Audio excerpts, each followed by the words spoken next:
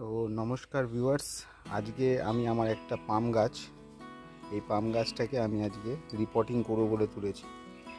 আগে এই পাম গাছটা এই গামলাটার মধ্যে ছিল, এটা বার করতে অনেকটা ফেটেও গেছে, অনেক পুরনো, প্রায় ধরুন 5-6 বছর আগেকার এই পাম গাছটা রয়েছে আমার কাছে।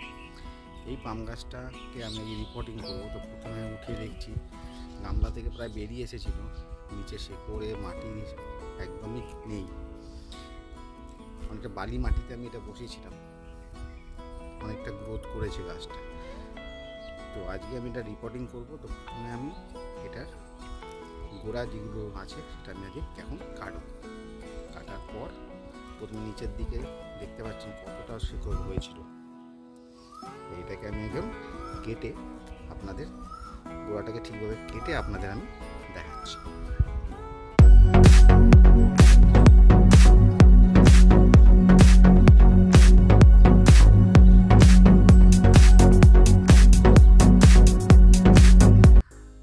আমার শেকড়গুলো কাটা মোটামুটি কমপ্লিট। তো আমাকে চারাগুলো বের করতে হবে। আপনি দেখতে পাচ্ছেন কাটার সময় আমার একটা চারা অলরেডি কেটে গেছে, শেকড়ের সঙ্গে ছিল, ওটা কেটে গেছে।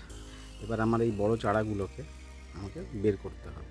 এই চারাগুলো কিন্তু আপনারা ভালো করে দেখবেন, এই চারাগুলো কিন্তু ভেতর থেকে মেন যে গাছ তার সঙ্গে কিন্তু জোড়া লেগে থাকে। তো আমাকে সেইভাবেই বার করতে হবে। এখানে একটা চারা ছিল, যেটা আপনাদের দেখাচ্ছি, এই চারাটা আমার এইখানে ছিল এইভাবে। তো এটাকে বের করার জন্য কিন্তু আপনাদের খুব সাবধানে বের করতে হবে, যাতে এর আশেপাশে যাতে আপনার কোনো আঘাত না লাগে। শেকড়টা আমার এখান থেকেই বেরোবে পরবর্তী ক্ষেত্রে। তো এইভাবেই আমি কেটে নিয়েছি। আর জন্য আমি একটা এরকম বাটালি ইউজ করেছি, যেটা আমি গাছের সঙ্গে এইভাবে লাগিয়ে আমি উপর থেকে বাড়ি মেরে এইভাবে জায়গাটায় কেটে দেবো।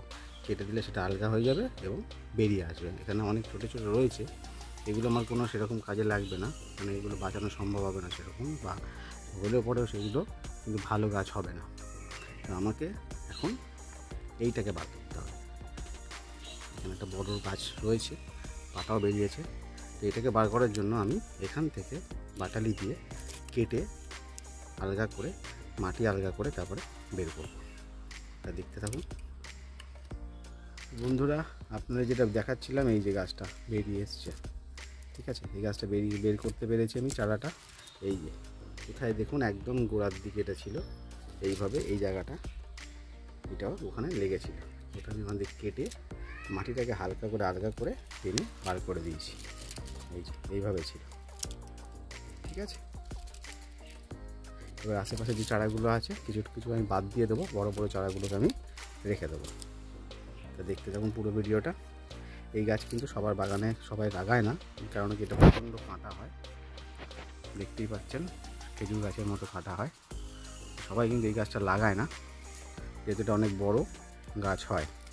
আমার বাগানে একটাই রয়েছে, এটাকে আমি যত্ন করি, আর এখান থেকে আমি চারা বানাবো।